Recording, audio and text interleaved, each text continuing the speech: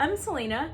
Long time no see. I have been absent from BookTube for a while. I feel like I get consistent for like 2 weeks and then I take a break for like another 2 weeks. But this time I had a lot going on. I graduated from college and I am moving out and I'm starting grad school, and it's just been a whole host of personal stuff going on that has made filming very, very hard. So I'm gonna be filming my last round of videos at this place. After this last week, I'll be back at home, filming at home, so you'll see videos with a new background. So, you know, take it in while you can. And I am back with 2 reviews today, and as always, these are reviews. They are going to be somewhat detailed, so if you haven't read these books, it may be in your best interest to not watch these reviews, especially if you're someone who doesn't like to know very much about your books going into them. But okay, now let's get into the reviews. The 2 books that I'm going to be reviewing today are A Master of Djinn and The Never Tilting World, and you know, there will be timestamps so you can skip around if you only are interested in hearing about one of these. But first, let's get into my review for A Master of Djinn. So this is a new release. It just came out in May, and it is the 3rd of the main stories of the A Dead Djinn in Cairo series, and it is also the only full-size novel in this series. So at first we have A Dead Djinn in Cairo, which is a short story, which I read and I have a review for, so I will link that if you want to hear my thoughts about that. I loved it, so I highly recommend. I also read The Haunting of Tramcar 015, and I also really liked that one too. I gave it 4.25 stars, but I didn't put a review up because I was on a break from BookTube, and I don't think I'm going to because I've just read so many things that it's not worth going through and reviewing them all. So if you are interested, you can look at my Goodreads. It's linked in the description, or wait for my wrap up at the end of the week where I'm going to be talking about it. But A Dead Djinn in Cairo is a kind of opening to this world and this plot, and an opening to the character who is the main character of the series, Fatma. And it is about a investigation of a dead djinn that leads Fatma, our investigator, into something much bigger. But that's all I want to say about that one, so go check that out. The Haunting of Tramcar 015 follows a different character in the same department of hers that's dealing with a haunted tramcar. There are some cameos of characters in A Dead Djinn in Cairo and A Master of Djinn in that one, and I would recommend you read both of them before you read this 3rd book, although The Haunting of Tramcar 015 is less necessary than A Dead Djinn in Cairo. I would definitely say A Dead Djinn in Cairo is 10,000% necessary for the plot, for you to understand what's going on in A Master of Djinn. But The Haunting of Tramcar 015 is not necessarily, but it will be referenced a couple of times. If you want to get the references, you should read it. And they're all really good, just stellar books. And A Dead Djinn in Cairo is a short story, and The Haunting of Tramcar 015 is a novella, so they're really, really short. But let me tell you about what this series is about. These are adult fantasies where we are in an alternate history version of Cairo where supernatural creatures sort of run amok that are from various mythologies of Cairo. So some of the supernatural beings you're going to encounter are jinn, clockwork angels, ghouls, all sorts of things. And our main character, Fatma, is basically a human that works for the ministry that basically tries to keep these creatures in line and keep them, you know, getting along with human laws and humans in their day-to-day life and stuff. And in A Master of Djinn, we follow Fatma as she is investigating a new murderer who is on the loose, who seems to be able to control the jinn, which is obviously never what you want because the jinn are very powerful. I know I mentioned the first books already, but I just want to say that my first major positive about this book, I think it follows so well from the other 2 stories. I think that this felt like a perfect culmination of the threads that we've been laying, and especially A Dead Djinn in Cairo, but also The Haunting of Tramcar 015. And I so enjoyed being back in this world with this plot and following along what threads had been laid before even reading this book. And I so enjoyed being back in this world. So all 3 of these are fantasy mysteries that are following a detective. The first one and the 3rd one, A Dead Djinn in Cairo and A Master of Djinn, both follow Fatma, but the second one follows another detective who is also in Fatma's department, but he's not a huge character. It's just kind of a fun story to follow him. And so sometimes that setup of the detective and like a mystery can sometimes be a little bit boring to me. And I don't love a lot of the tropes that are used. The traditional like detective setup plays with a lot of tropes that I don't enjoy, but I didn't find that that was at all a problem with these stories. I didn't find them boring at all. I thought the twist on the world made the mystery so interesting, and I think that the way these characters interact is nothing like your traditional detective. And so I feel like even if you're not a fan of like really big detective mysteries, I feel like you could still really enjoy this series, and I'm gonna tell you why right now. So first of all, the characters.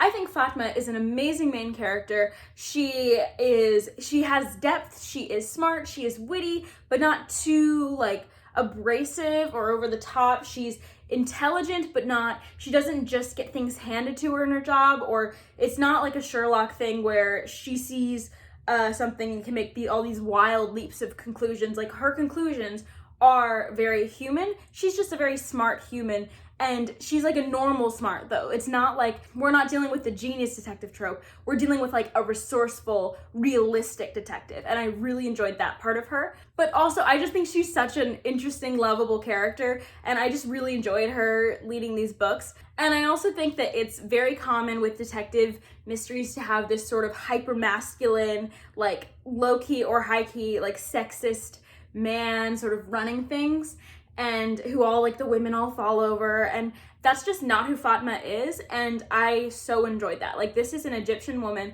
a brown woman who is also queer, and she does not like fall into that stereotype of the leading detective at all. Like, I think that if anything, Fatma proves that you don't need that trope to have a good detective story. We don't need to rely on that anymore, and we can follow different people who don't have to use like male gazy weird humor to crack jokes. Like, this story was fun and just so interesting to read without that character, and I love that about it. And then even the side characters and the character relationships are great in my opinion.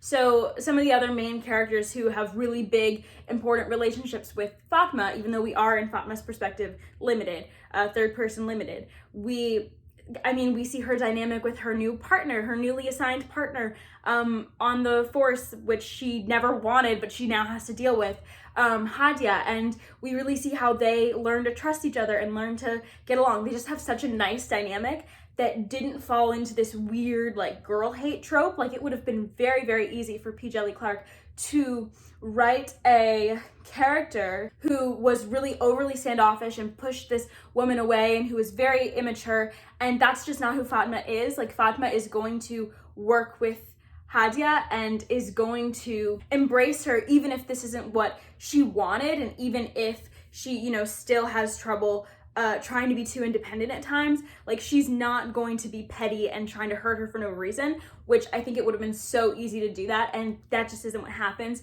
I so enjoyed that relationship.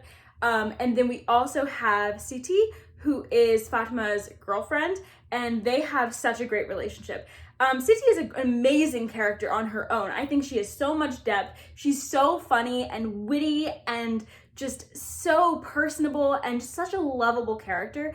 And she has much more of a bigger personality than Fatma's, and so they complement each other really well, and they're a couple that I root for because I root for them individually, and I can see how they make a good couple, and I can see how much they care for each other.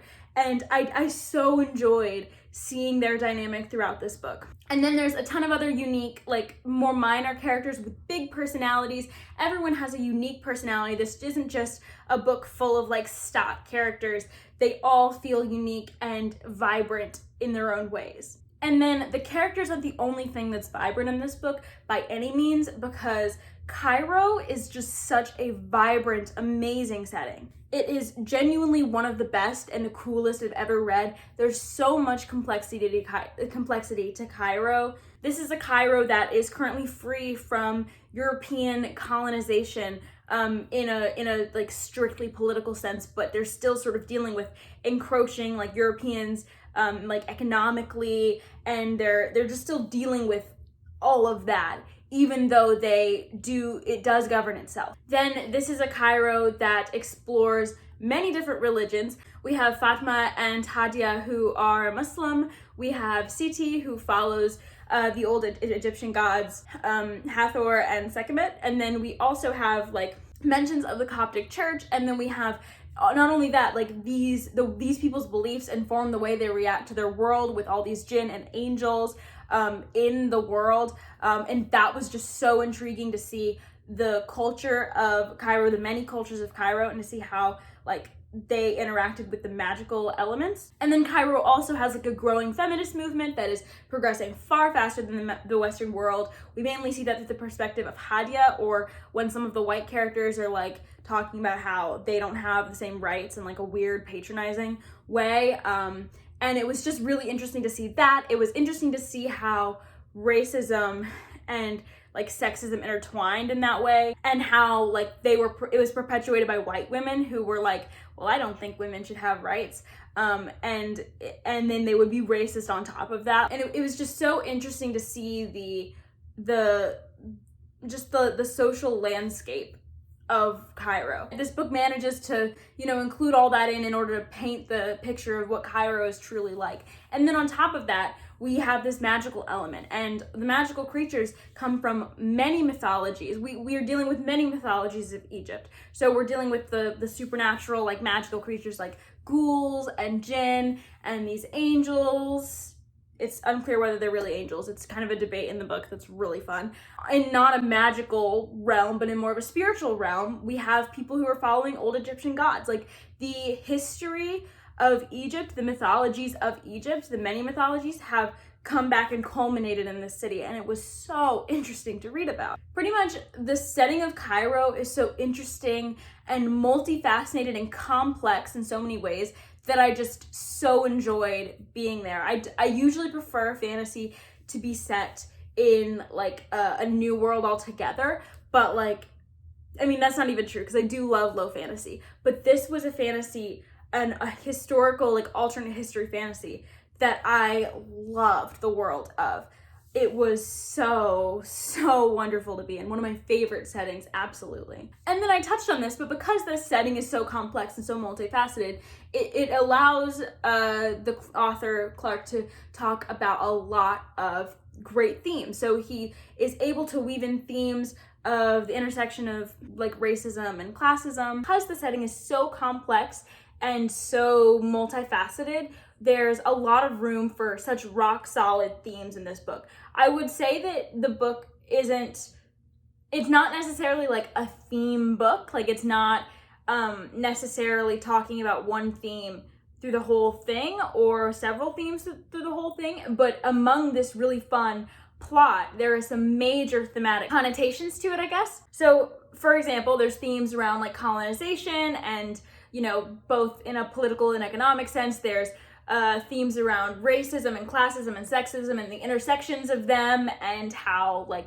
white women perpetuate sexism and racism at the same time, how history can be appropriated by those outside of it to get what they want. Some of the best themes are when you have something good, there's always going to be someone who wants it and is willing to exploit people to take it. And so it was just so interesting to see all of that go down. I think it's such a thematically complex book without having its theme sort of take over. I don't mind a book that's heavy in theme, but I also think that this book is such a fun, like fast-paced, fastly plotted book that is just so entertaining to read, but it manages to have these interesting conversations on the side. It's putting it out there for you to think about and for you to get a better picture of how this world is functioning right now. As I said, this is a very contained, tightly plotted book. I will say it does start the plot of this plot is only made possible because of a dead djinn in Cairo, so you do need to start there, or else you might be a little lost when they reference stuff from a dead djinn in Cairo. But it is a contained story, as in when you start this book and you finish it, you do feel satisfied. The plot was really masterfully done. I think it managed to be big and consequential while also managing to wrap itself up in like 400 pages, 350. I'm not sure how long it is, but it's not a super long book. So I've been ranting for far too long now on this one book. So I'm gonna move on to The Never Tilting World, but if you couldn't tell, I gave this 5 stars. It's hands down a new favorite. I think you should totally pick it up if you haven't. So moving swiftly on to the Never Tilting World. So this is a YA high fantasy where the world is broken and it also does not turn. So what that means is the world is split into two halves. We have a cold dark side, which you can see on the cover, and like a warm light side. The dark side is like kind of ruled by like unruly like water and ice, and then like the light side, like the day side, is like a barren desert. And furthermore, the breaking is fairly recent, so we have two sisters. We have two twin sisters who are in line to be on the throne in their respective kingdoms. So one of the twins is on the dark side, Odessa, and one of them is on the light side, Haiti. And when the world itself starts kind of calling both Haiti and Odessa to meet in the middle and head to the side of the breaking, the middle of the world, where the kingdoms are sort of divided, they go, and it starts this whole big journey. We set off on two different quests, one for each girl and their companions, and that's all I really want to say about that. But it is more of a travel narrative, but I think it's a really well done one. Initially, I was super involved in both of these characters. I thought, especially the perspectives of Odessa and Lan, who is like Odessa's love interest, were super interesting. Lan is Odessa's new bodyguard and healer, but they have a history that they have just found out about that has sort of created a rift in between them, but they really have like strong feelings for each other. So their bond is very complicated and their past is very complicated. And so it's kind of like they have one history with each other, but then they're thrust into like a different dynamic, different positions with each other, like the princess and the bodyguard trope. And that I really enjoyed that. And then Haiti and her like companion Arjun, I didn't care as much about those two, but I did enjoy them. I enjoyed like Haiti's like spirit and her like personality, and Arjun was funny at times, so they were fine. And if you didn't catch that from those descriptions of the characters, this is a pretty romance heavy book that does lean towards the older end of YA. Like, we do have a semi-detailed sex scene, and then we also have some almost sex scenes with the other couple. So you've got two couples here, and they are more like mature couples. So there is going to be more mature content in this book. So just be aware of that if you go into this book or give it to someone else. Just make sure that you're aware. Personally, with the first half of the book, I found myself much more invested in Odessa and Lan's perspective. I think because I really thought their dynamic was just so much more interesting than Haiti and Arjun's. It had so many more layers. But about halfway through the book, something starts to happen that I didn't love, that sort of changes the dynamic between them a lot. And so their perspective was still interesting, but it became a lot less enjoyable for me to read personally. Basically, there's a major character shift, and because I didn't love that shift, a lot of my investment was lost with those two. And basically what I'm saying is there is a corruption arc in this book. So if you like corruption arcs, then I would highly recommend this one. I don't have like a thing for them. Like, I don't hate corruption arcs. I don't love them.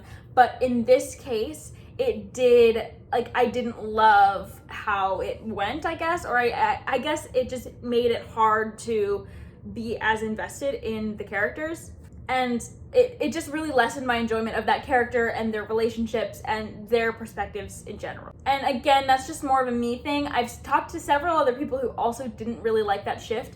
But that doesn't mean that you won't like it, especially if you know about it going in. So those character complaints were probably my biggest issues with the book, the thing that made me not be able to give it a 5-star. But the thing that I loved the most of this book was the setting. So I loved the split world. We have, like, on the dark side, it's a very like eternal night with there's ghosts in this world. So there's ghosts on both sides, but like there's like creepy sort of ghosts that feature much more heavily. I think the chapters with Odessa and Lan, like in the night side, and they're traveling across the landscape, and there's like these broken, dazzling lakes, and like the closer you get to like the spirit lands, like the more like dangerous it gets.